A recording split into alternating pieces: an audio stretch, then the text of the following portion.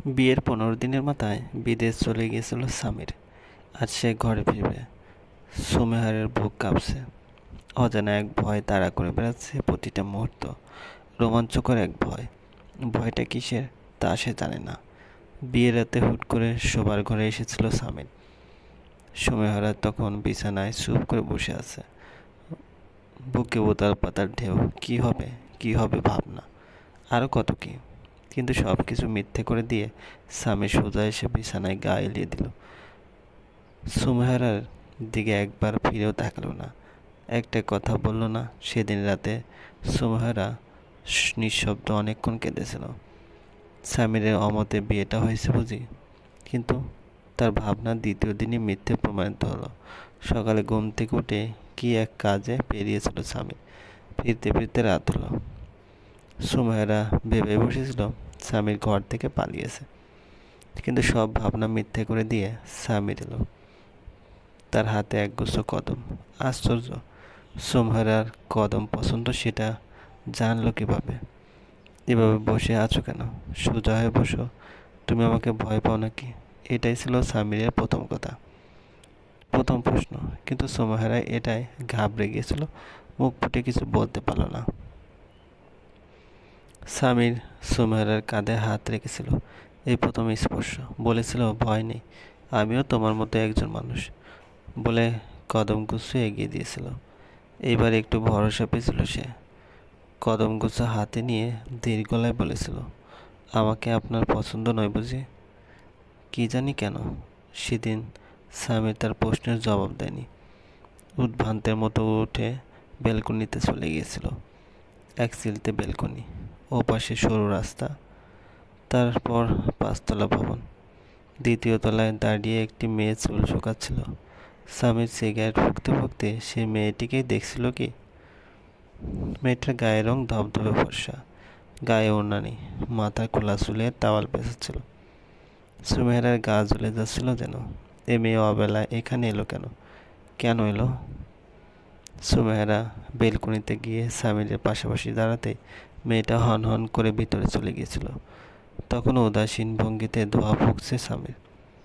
দৃষ্টি তখনও ওপাশের ভবনের দোতলায়। পরিবার বলতে স্বামীর মা শুধু। বয়স্ক মহিলা, ঘরের কাজকাম তার দ্বারা সম্ভব না। আগে অবশ্য একজন মানুষ ছিল ঘরের সব কাজ করে দেবার জন্য। বিয়ের 3য় দিনই তাকে তাড়িয়ে দেওয়া হয়েছে। সব কাজ এখন সুমেহারা করবে, অথচ কেউ একবার জিজ্ঞেস করেনি রান্নাবান্না পারো তো? ঘর পরিষ্কার করা, বাসন কোসন ধুয়ে দেবার অভ্যাস আছে তো? 18 বছর পেরিয়ে সবে 19 বছরে পা রেখেছিল তখন। এরকম বাচ্চা মেয়ে নিজেকে ঠিকমতো সামলে রাখতে পারে না, সংসার সামলাবে কি? চুল বেনি করে দেওয়ার কাজটাও মা করে দিতেন। এখন হুট করে কষ্ট করে মানিয়ে নিতে হয়েছে। সারাদিন কাজকাম শেষ করে রাতের খাবারের পরে এটো প্লেট ধুয়ে ঘর গুছিয়ে শোবার ঘরে গিয়ে দেখত স্বামী নাক ডেকে ঘুমাচ্ছে। দীর্ঘশ্বাস ছেড়ে এক পাশে কাঁচুমুচু হয়ে শুয়ে পড়ত। কিন্তু ঘুম চোখে আসে না, আসে জল।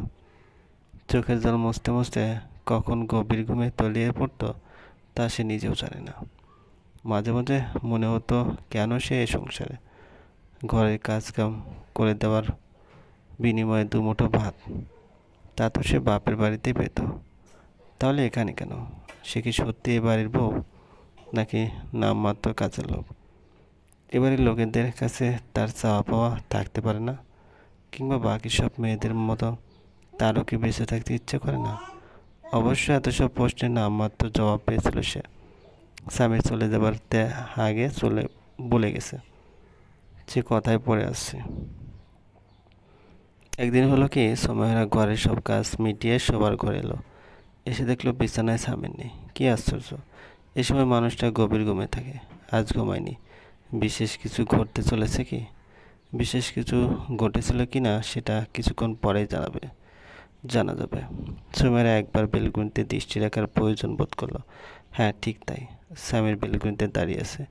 সেদিনও আজকের মতো ভীত ছিল সে। রোমাঞ্চকর এক ভয় তাড়া করে বেড়াচ্ছিল তাকে। বুকে উতাল পাতাল ঢেউ। কি হবে ভাবনা। সুমেহারের পরনে ছিল গাঢ় বেগুনি শাড়ি, হাতে কাচের চুড়ি, কানে সোনার ঝুমকো। কেন আমি হুট করে ড্রেসিং টেবিলের আয়নায় নিজেকে দেখতে হচ্ছে। ইচ্ছে করলো চট করে গিয়ে দাঁড়ালো সেখানে। পিট পিট করে তাকিয়ে দেখলো নিজেকে। ঠোঁটে হালকা লিপস্টিক দেবে কিনে, না থাক। ধীর পায়ে সামিরের কাছাকাছি গিয়ে দাঁড়ালো। অজান্তে চোখ পড়লো ওপাশের বিল্ডিংয়ের দোতলায়। সেজন্য মেয়েটা বেলকনিতে দাঁড়িয়ে আছে। সুমেহরার চোখাচোখি হতে মেয়েটা ইতস্ত করে দ্রুত ভিতরে চলে গেল। সুমেহরা রাগে ঘৃণায় অপন বোধে বেলকনি থেকে প্রস্থান করবে ঠিক করলো। তখনই স্বামীর খপ করে তার হাত ধরে ফেললো, বলল, জ্যোৎস্না দেখে যাও।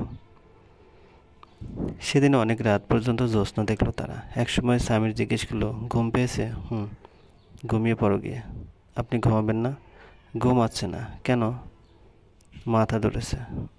আমি মাথায় হাত বুলিয়ে দিই? দেবে? দাও। স্বামীর শুয়ে পড়লো। সুমেহরা তার শিয়রে বসে মাথায় হাত বুলিয়ে দিল সারা রাত। কি প্রশান্তি, কি ভালো লাগছিল তখন। ঘুম ঘুম চোখে বারবার স্বামীর ঘুমন্ত মুখখানা সে দেখছিল সে। এতদিন লজ্জায় ভালো করে তাকায়নি। সুমেহরা ভাবল এবার ধীরে ধীরে দূরত্ব কমবে বুঝে, কিন্তু হলো উল্টো। সে রাতের পরে তাদের দূরত্ব আরও বেড়ে গেল। কোনো রকম প্রশ্ন করলে স্বামী ঠিকঠাক জবাব দিত না। সব সময় গম্ভীর ভাব নিয়ে বসে থাকতো। সুমেহরা একটু কাছে ঘেঁষতে চাইলে স্বামীর আরও দূরে সরে যেত। স্বামীর মা সেটা আন্দাজ করতে পেরেছিলেন। একদিন তিনি নিজে থেকে বললেন, কি গো, স্বামীর সাথে ঝগড়া টগড়া হয়েছে নাকি? সুমেহরা চুপ ছিল। কি বলবে সে তো নিজেও জানে না কি হয়েছে। স্বামীর বিদেশ চলে যাবার আগের দিন রাতে সুমেহরা বলে বসলো, বিয়েটা আপনার অমতে হয়েছিল কি? অমতে হলে বলুন, আমি আপনার জীবন থেকে সরে যাব। স্বামী সেদিন হেসে কুটি কুটি হয়ে বলেছিল, অবশেষে রাগ এলো তোমার। আমি তো ভাবলাম তুমি রাখতেই জানো না। আমি আপনার পছন্দ না, তাই না? কে বললো পছন্দ না? পছন্দ না হলে বিয়ে করলাম কেন? তাহলে এত দূরত্ব, এত নির্লিপ্ততা, এসবের মানে কি?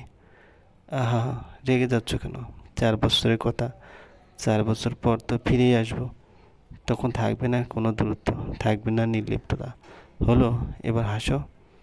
তোমাকে এমন গোমরা মুখও মানায় না। সেদিন অনেক কষ্টে একটু হেসেছিল সে। ভেতর থেকে খুব করে কান্না আসছিল।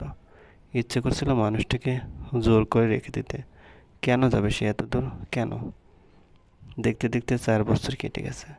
আজ সে ফিরবে।